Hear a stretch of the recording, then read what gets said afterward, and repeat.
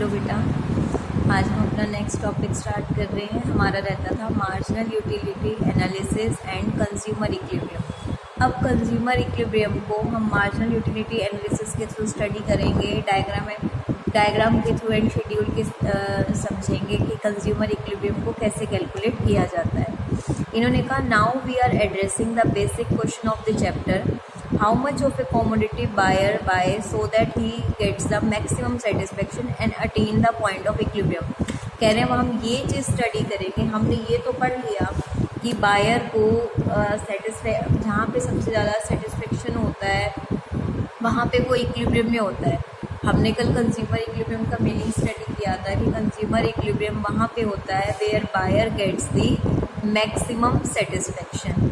अब maximum satisfaction उसको मिलेगा कहाँ, ये चीज़ हमें स्टडी करनी है। तो यहाँ पे देखिए डिफरेंट सिचुएशन में हम स्टडी करेंगे। हमारे पास दो सिचुएशन है, when only one commodity is consume, second when two or more commodities are consume. तो एक तरह से हमारे पास कंज्यूमर इक्विलिब्रियम को स्टडी करने के लिए दो केस हैं, जिसमें से आज हम एक केस स्टडी करेंगे और कल हम दूसरा केस स्टडी करेंगे। तो आज जो हम अपना फर्स्ट केस स्टडी करने जा रहे हैं वो है consumer equilibrium one commodity case में। तो कंज्यूमर इक्विलिब्रियम का अगर आपके पास क्वेश्चन आता है विद डायग्राम एंड शेड्यूल, तो आप क्या करेंगे, सबसे पहले आप कंज्यूमर इक्विलिब्रियम का डेफिनेशन देंगे। और अगर क्वेश्चन में आपको वन कमोडिटी टू कमोडिटी ना लिखा हो तो आप वन कमोडिटी को ही एक्सप्लेन करेंगे। इन्होंने कहा है जो परचेज ऑफ ए कमोडिटी है, एक कंज्यूमर किसी भी चीज़ को अगर खरीदने जाता है तो वो तीन बातों पे, तीन फैक्टर्स पे, तीन कंडीशंस पे डिपेंड होती है। वो तीन बातें क्या हैं? सबसे पहले आप ये देखोगे कि उसका प्राइस क्या है, फिर आप उसकी मार्जिनल और टोटल यूटिलिटी देखोगे, फिर आप उसकी मार्जिनल यूटिलिटी ऑफ मनी देखोगे। तो मार्जिनल यूटिलिटी ऑफ मनी देखोगे, पर ये मार्जिनल यूटिलिटी ऑफ मनी है क्या, पहले हम इसको डिस्कस कर लेते हैं। प्राइस को हम डिनोट करते हैं P और यहाँ पे X लिखते हैं, price of X commodity.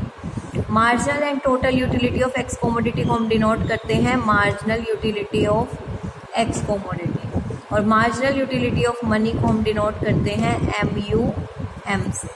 Clear है? अब पहले हमें प्राइस का पता है, हमें मार्जिनल यूटिलिटी का पता है। प्राइस और मार्जिनल यूटिलिटी तो आपको क्लियर है। मार्जिनल यूटिलिटी ऑफ मनी क्या है, हम उसको स्टडी करते हैं। Marginal utility of a money refers to worth of a money. Worth का मतलब value of a money. Worth का मतलब क्या होता है? Value of a money to a consumer. उस कंज्यूमर के लिए 1 रुपये की वैल्यू क्या है, उस कंज्यूमर के लिए 100 रुपये की वैल्यू क्या है। सभी कंज्यूमर्स के लिए अलग अलग वैल्यू होती है। सपोज एक रिच इंसान है, उसके लिए 500 रुपये की कोई वैल्यू नहीं है।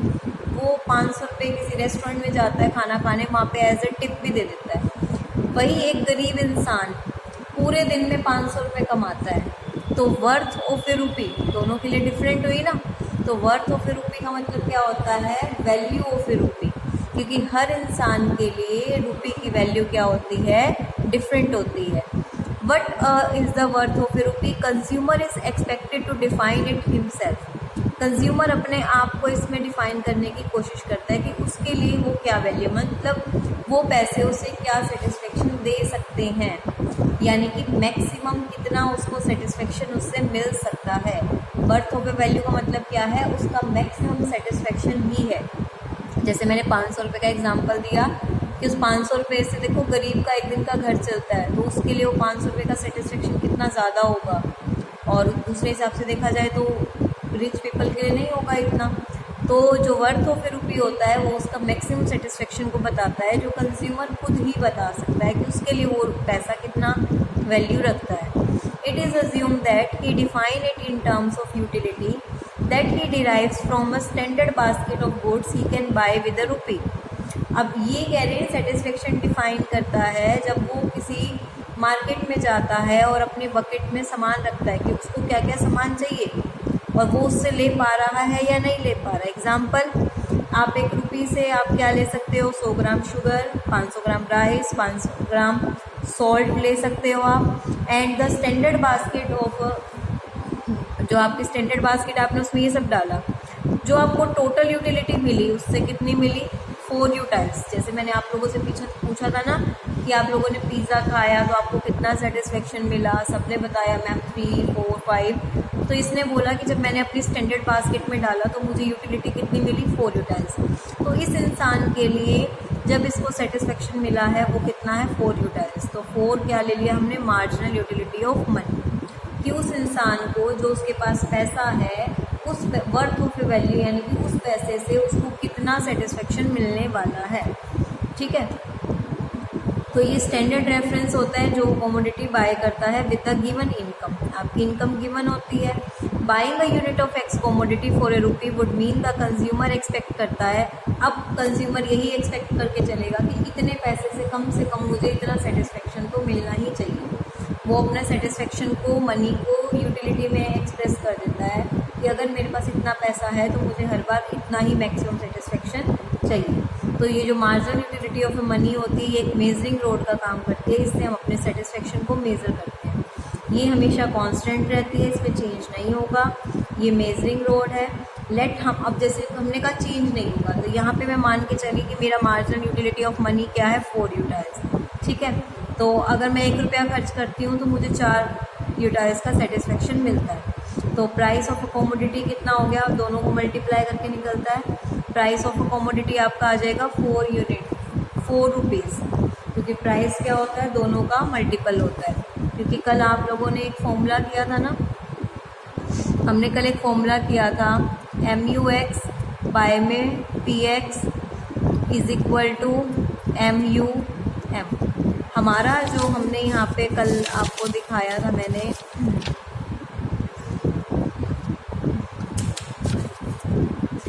MUX बाय में PX is equal to MUM। तो यहाँ पे हम पर अगर प्राइस निकालना चाहें तो हम इनकी क्रॉस मल्टीप्लाई करके भी निकाल सकते हैं। तो ये देखिए यहाँ पे आपको क्या दिया हुआ है, मार्जिनल यूटिलिटी का शेड्यूल दिया हुआ, आपको पता है पहले डिक्लाइन करेगा, देन 0, देन नेगेटिव। तो इसके बाद हमने इसको मनी की टर्म्स में कन्वर्ट किया। मनी की टर्म्स में कन्वर्ट करने के लिए हमें इसको क्या करना है, मार्जिनल यूटिलिटी ऑफ मनी का मैंने आपको क्या फॉर्मूला बताया है, हमने यहाँ पे लेट किए हैं दोनों चीज़ें। हमने MUM भी लेट किया है 4 यूटाइल्स, हमने प्राइस पर यूनिट कितना लिया है 4, ये दोनों चीज़ें हमने लेट करी हैं अपने आप से। फिर हमने मार्जिनल यूटिलिटी का शेड्यूल बनाया। अब मुझे मार्जिनल यूटिलिटी ऑफ मनी का फॉर्मूला पता है कि MUX को डिवाइड कर दो PX से। PX कितना है, 4, PX 4 है ना। तो इस MUX को, इस पूरे को मैंने किससे डिवाइड कर दिया, 4 से डिवाइड कर दिया। किससे डिवाइड कर दिया मैंने, 4 से डिवाइड कर दिया। ठीक है, तो यहाँ पे marginal utility of terms of when 4 utils rupee is equal to 1। Now comes the basic question कि कंज्यूमर कितने लेगा। आपने 4 से डिवाइड कर दिया, ये आपने जो निकाला है कैसे निकाला है, MUX को PX से डिवाइड कर दिया और PX आपका कितना था, 4 था। 4 से डिवाइड करने के बाद ये आ गया। अब कंज्यूमर कहाँ पे लेगा, हमें पता है, जहाँ पे क्या आएगा, 4 आएगा, क्योंकि हमें MUM को भी तो हमने 4 लेट किया हुआ है ना। तो इसको डिवाइड करके जहाँ पे 4 आया, कंज्यूमर क्या है, वहीं पे इक्विलिब्रियम है। तो कंज्यूमर कहाँ पे इक्विलिब्रियम है, कंज्यूमर यहाँ पे इक्विलिब्रियम है। जब वो कितनी कमोडिटी ले रहा है, 3 कमोडिटी ले रहा है, क्योंकि यहाँ पे MUX बाय PX किसके इक्वल है, MUM के इक्वल है। MUM हमने कितना लेट किया था, 4 लेट किया था। ये तो हो गया टेबल के अकॉर्डिंग। आपने बता दो कि किस पे है ये वाला, यहाँ से पढ़ने की जगह आप अपनी वर्डिंग में एक्सप्लेन करोगे। ठीक है, फिर अगर मैं इसको डायग्रामेटिक बनाऊँ तो ये डायग्राम बहुत इजी है, इसको समझने की कोशिश करना। यहाँ पे आपका क्या है, ध्यान से देखेंगे, ये मार्जिनल यूटिलिटी कर्व है जो कि नीचे से आ रही है। आपकी मार्जिनल यूटिलिटी आपकी कर्व डिक्लाइन होके आती है। प्राइस लाइन आपकी कांस्टेंट रहती है, क्योंकि हमने कहा ना प्राइस भी कांस्टेंट है। तो जहाँ पे ये दोनों मिलेंगे वो आपका इक्विलिब्रियम पॉइंट होगा। जहाँ पे ये दोनों मिलेंगे वो आपका क्या होगा, इक्विलिब्रियम पॉइंट। ये PX लाइन है, प्राइस लाइन, ये MUX लाइन है। इक्विलिब्रियम वहाँ पे भी होता है। MUX किसके इक्वल होता है, PX के, क्योंकि MUM तो कांस्टेंट है। तो PX उधर चला जाएगा तो ये दोनों इक्वल हो गए। अब कमोडिटी क्वांटिटी कितनी आ गई, ये आपकी क्वांटिटी है जितनी आप कंज्यूम कर रहे हो। 3 कमोडिटी आ गई आपकी, और ये आपका प्राइस। क्लियर है। इसी के नीचे एक्सप्लेनेशन आपको दी हुई है। MUX डाउनवर्ड स्लॉपिंग है, दिख रहा है नीचे की तरफ आ रही है। PX आपकी प्राइस लाइन है।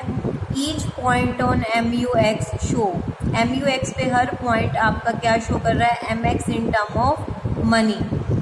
ठीक है, ये बताता है कि आप कितना प्राइस विलिंग हो उसको पे करने के लिए। इक्विलिब्रियम आपका कहाँ पे स्ट्रक हो रहा है, C पॉइंट पे, जिसको मैंने E का नाम दिया है, ये आपका C पॉइंट है। So long the price willing to pay, consumer surplus क्या होता है, ये कंज्यूमर सरप्लस लिखा हुआ है ना, आपसे पूछा जा सकता है। देखो यहाँ से आपने स्टार्ट किया था, यानी कि आप विलिंग हो, आप इतना प्राइस दे सकते हो, पर फिलहाल आप पे कितना कर रहे हो, 4। ठीक है, ये आप डिज़ायर टू पे हो, मतलब आप पे कर सकते हो, और ये आप एक्चुअली में पे कर रहे हो। इतना पे कर सकते हो, इतना पे कर रहे हो, तो ये इतना आपको क्या हो गया, प्रॉफिट ही तो हो गया ना। तो ये बीच का गैप आपका क्या हो गया, कंज्यूमर सरप्लस। तो कोई आपसे कंज्यूमर सरप्लस की डेफिनेशन पूछे तो क्या होगी, price he is willing to pay is greater than the price actually pay. तो जो गेन हो रहा है वो कंज्यूमर सरप्लस है। इन state of equilibrium, equilibrium state में कंज्यूमर सरप्लस मैक्सिमम होता है। जब आप इक्विलिब्रियम स्टेट पे हो तो ये मैक्सिमम कंज्यूमर सरप्लस है, इससे ज़्यादा कंज्यूमर सरप्लस आपको नहीं हो सकता। ठीक है, तो अब आपको इस क्वेश्चन को करना कैसे है, मैं आपको क्वेश्चन देती हूँ।